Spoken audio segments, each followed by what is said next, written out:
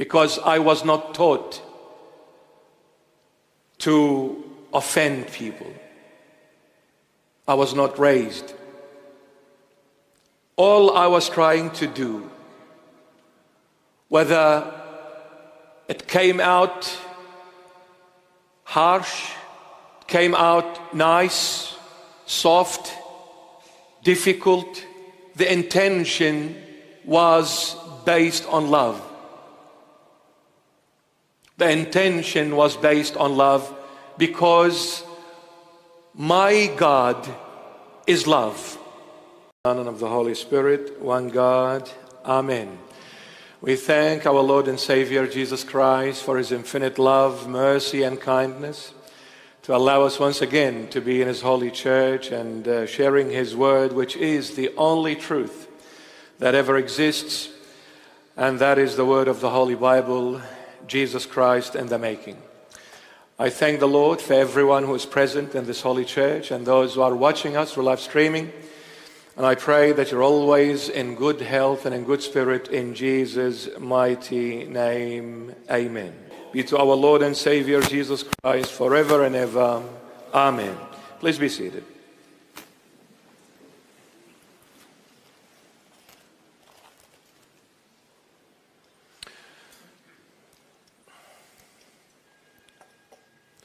Our beloved fathers, deacons, nuns, and all your faithfuls that are present in the church, and those who are watching us through live streaming, I pray that you have been doing well in the past 6 weeks, which we haven't been with you in the flesh, but we have been in the spirit, because in Christ we are all united always. Amen. Let me put my glasses. I can see clearly now, the rain is gone. All right.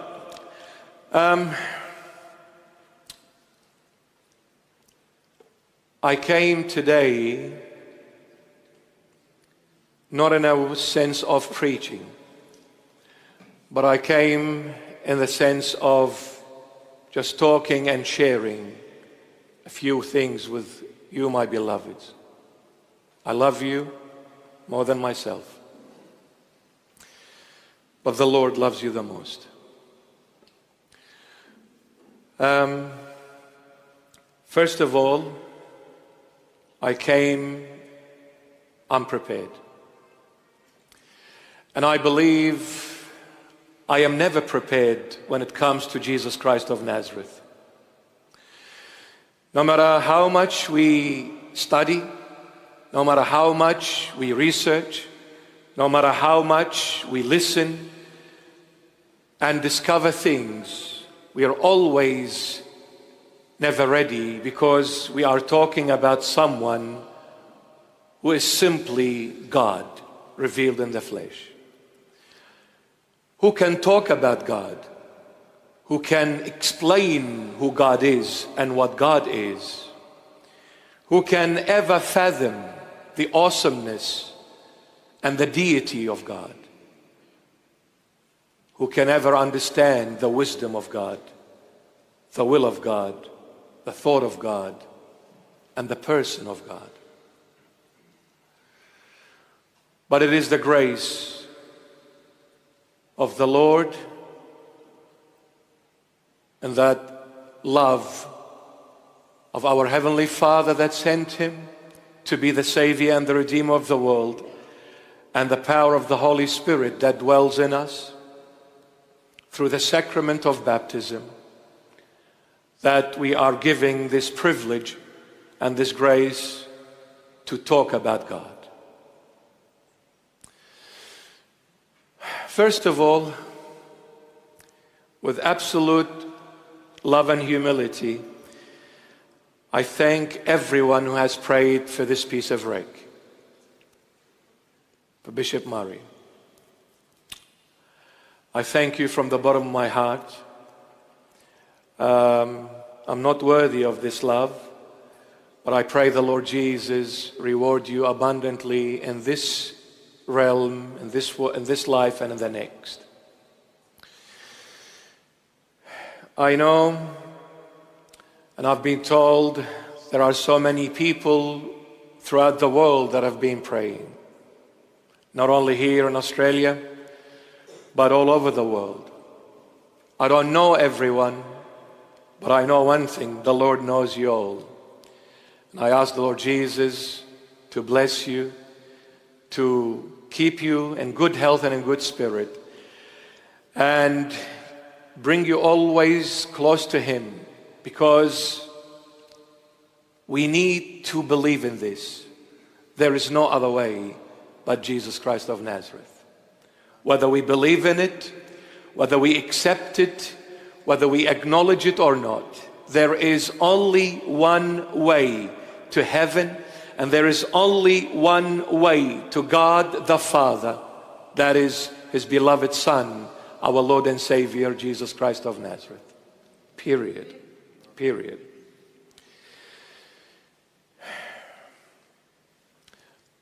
I believe there are people who have been fasting as well. Not only just praying, but have been fasting. I thank all the fathers, the deacons of the church, the nuns, all the faithfuls, here and abroad, for the love that you have shown to this bishop and for the support.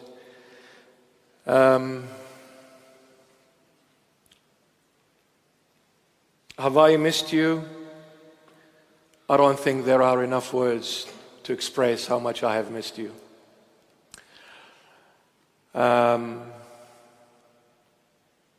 Yeah. But I thank the Lord. I thank the Lord always.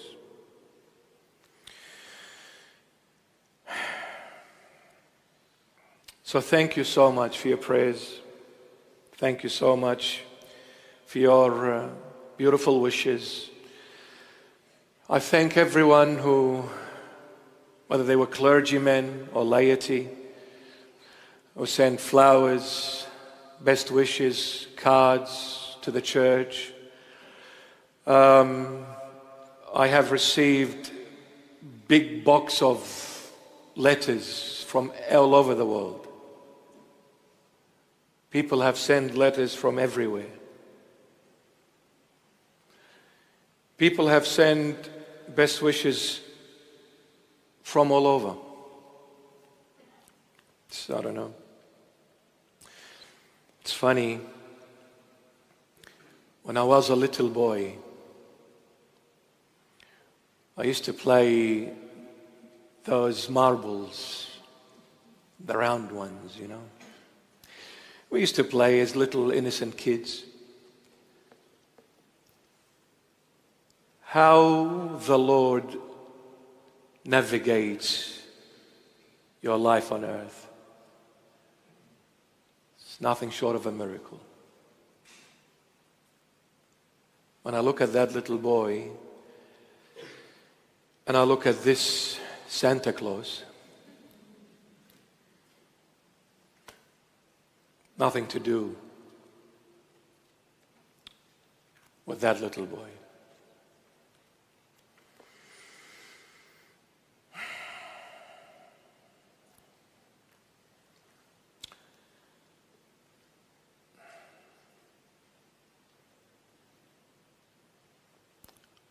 I would like to also say that in my entire life, the way I was raised at home by my earthly parents, and more so my mother, they always taught me to love everyone, and they always taught me to be there for those who are in need. And as I grew older, I came to learn more about the Lord Jesus. I came to know Him more and more. And He is the teacher that teaches how to love and how to be there for those who are in need. And also speak the truth, for He is the truth. Having said this, I'd like to say, if throughout our preachings for all these many years, if we have offended any human being, regardless of their ethnicity, of their color, of their race, and of their religious backgrounds, regardless, if this bishop had offended any human being, I can assure you, definitely was not intentional. Because I was not taught to offend people. I was not raised. All I was trying to do, whether it came out harsh, came out nice, soft, difficult, the intention was based on love. The intention was based on love because my God is love. My God is the truth. My God is the source of life. So when my God teaches me, all I say, regardless how it comes out, but the essence of it, the foundation of it, the meaning behind it all, it's nothing but love.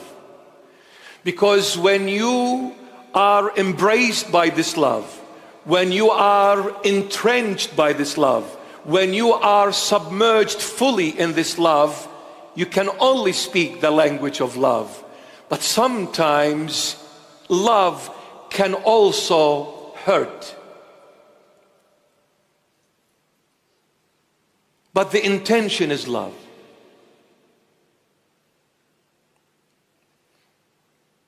I was trying to introduce my Lord Jesus to the whole world.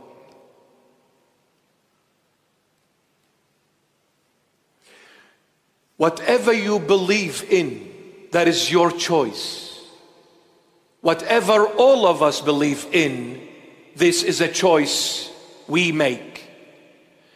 And whatever choice you have made in your life, you are free to do that. And I respect that. I respect that. I never forget my origin. I come from the Middle East. We lived in a country where we were surrounded by neighbors who were not Christians. And to be more specific, our beloved Muslims. We lived for years together. And I can say this, the neighbors we came to know, the neighbors we came to have a relationship with for years on end, I will never swap them for the world because they were wonderful, wonderful, wonderful Muslim people. Wonderful.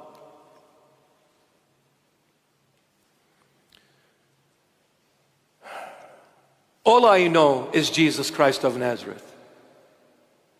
I don't know anyone else. And I don't choose to know anyone else. Because when I came to know Jesus Christ of Nazareth, everything I was looking for, everything I was searching for, everything I was desiring, and I was in need of, I found in Jesus Christ of Nazareth. And the moment we find what we are looking for, we no longer search. The moment that void, that gap, that emptiness is filled, I don't need to look anywhere else to fill that gap because there is no more room for nothing else and nobody else. And this is the question to every Christian. And speaking of Christians, throughout our talks talks, if we had really spoken harshly, was about the Christians, about the church, and how the church is so weak, how the church is living in denial of her Messiah. If anything, I spoke the harshest of all about us Christians. And since I spoke about Christians, then I am one of them. So I'm not judging because I'm talking about myself before I talk about anyone else. But if the Lord was misunderstood, who am I? If the Lord was misunderstood, who am I? Those church leaders who spoke in the open against me, if I see them, I will kiss their feet. And I say to them, I forgive you. I have nothing in my heart, my dear friend. I have Jesus. And since I have Jesus, I cannot do anything but love even the ones who persecute me. Because that's the Lord. This is Jesus Christ. Do you think Jesus Christ is just a story, a myth, a book we read? No, Jesus Christ is life. I need to live is life.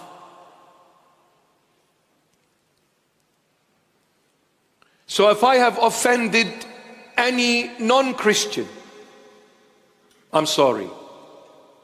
That wasn't my intention.